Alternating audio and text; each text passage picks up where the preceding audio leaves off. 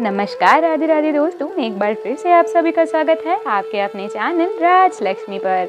तो आज के इस वीडियो में हम जानेंगे श्रावण मास महात्म्य के 27वें अध्याय के बारे में। श्रावण मास महात्म्य के 26वें अध्याय में हमने देखा था श्रावण अमावस्या को किए जाने वाले वृष पूजन और कुश ग्रहण का विधान।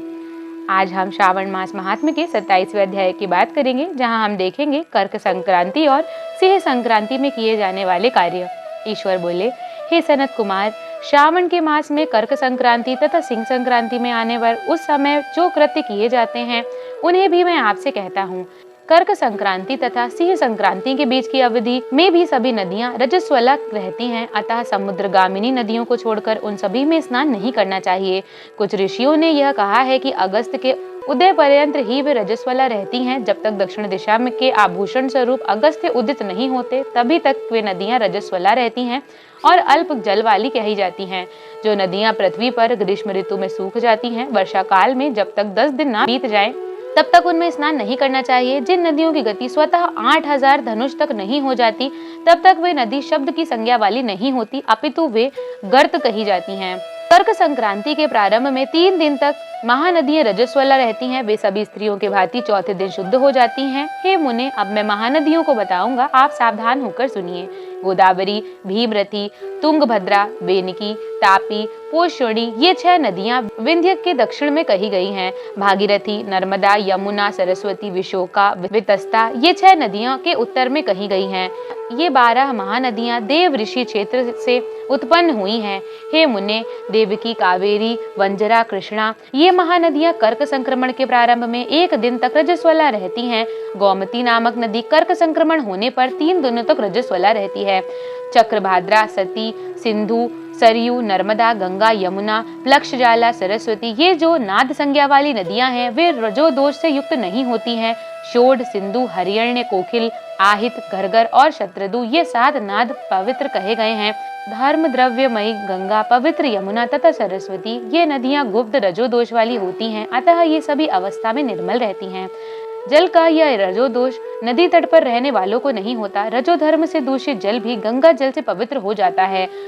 प्रसव अवस्था वाली बकरियां, भैंसें, गाय व स्त्रियां और भूमि वृषभ के प्रभाव से प्रारंभ का जल ये 10 रात व्यतीत होने पर शुद्ध हो जाते हैं। कुएं तथा बावली के अभाव में अन्य नदियों का जल अमृत हो जाता है। रजो धर्म से दूषित काल में भी ग्राम भोग नदी दोष में नहीं होती। दूसरे के द्वारा भरवाए गए जल में रजो दोष नहीं होता है। उपाक्रम से उपसर्ग कृत्य में, प्रातः काल के स्नान में, विपत्तियों में, सूर्य ग्रहण काल में तथा चंद्र ग्रहण काल में रजो दोष नहीं होता है। हे सनत कुमार, अब मैं सिंह संक्रांति में गो प्रसव के विषय में कहूंगा। सिंह राशि में सूर्य के संक्रमण होने पर यदि गो प्रसव होता है तब जिसकी गाय प्रसव करती है उसकी मृत्यु 6 महीने में हो जाती है। अतः इसकी शांति भी बताऊंगा जिससे सुख प्राप्त होगा। प्रसव करने वाली उस गाय को उसी क्षण ब्राह्मण को दे देना चाहिए। उसके बाद घृत मिश्रित काली सरसों से होम करना चाहिए। इसके बाद व्याहृतियों से घृत से 1008 आहुतियां डालनी चाहिए। उपवास रख कर विप्र को यत्न पूर्वक दक्षिणा देनी चाहिए। सिंह राशि में सूर्य के प्रवेश करने पर जब गोष्ठ में गौ प्रसव होता है तो तब कोई अनिष्ट अवश्य होता है, अतः उसकी शांति के लिए शांति कर्म अनुष्ठान करना चाहिए। आय से वाम इस सूक्ति से तथा द्विषोणा इस मंत्र से, तिल तथा घृत से 108 आहुतियां देनी चाहिए और मृत्युंजय मंत्र से 10,000 आहुतियां डालनी चाहिए। उसके बाद श्री सूक्त के अथवा शांति सूक्त से स्नान करना चाहिए। इस प्रकार किए गए विधान से कभी भी भय नहीं होता है। इस प्रकार यदि श्रावण मास में घोड़ी दिन में प्रसव करे तो इसके लिए भी शांति कर्म करना चाहिए। उसके बाद दोष नष्ट हो जाता है।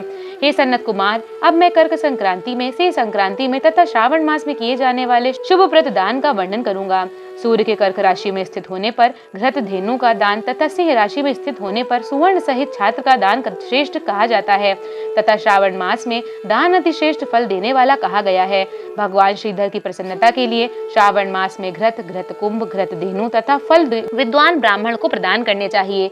मेरी प्रसन्नता के लिए श्रावण मास में किए गए दान अन्य मासों के दानों की अपेक्षा अधिक अक्षय फल देने वाले होते हैं। 12 महीनों में इसके समान अन्य मास मुझको प्रिय नहीं है। जब श्रावण मास आने को होता है तब मैं उसकी प्रतीक्षा करता हूँ। जो मनुष्य इस मास में व्रत करता है वह मुझे परम प्रिय होता है, क्योंकि चंद्रमा ब्राह्मणों का राजा है, सूर्य सभी के प्रत्यक्ष देवता है, ये दोनों मेरे नेत्र हैं। कर्क तथा सिंह की दोनों संक्रांतियां जिस मास में पड़े उससे बढ़कर किसका महात्म्य होगा।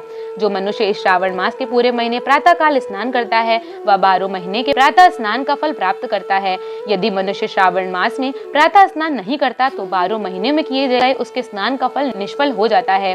हे महादेव, हे दया सिंधु, मैं श्रावण मास में उषा काल में प्रातः स्नान करूंगा।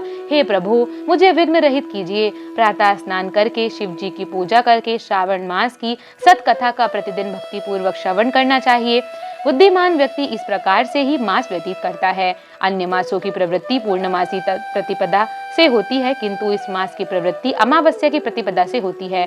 श्रावण मास की कथा के महात्म्य का वर्णन भला कौन कर सकता है। इस मास में व्रत, स्नान, कथा श्रवण आदि से जो 7 प्रकार की बंध्या स्त्री होती है वह भी सुंदर पुत्र प्राप्त करती है। विद्या चाहने वाले विद्या प्राप्त करते हैं, बल की कामना चाहने वालों को बल मिल जाता है, रोगी आरोग्य प्राप्त कर लेता है, बंधन में पड़ा हुआ व्यक्ति बंधन से छूट जाता है, धन का अभिलाषी धन को पा लेता है, धर्म के प्रति मनुष्य का अनुराग हो जाता है तथा पत्नी की कामना करने वाला उत्तम पत्नी पाता है।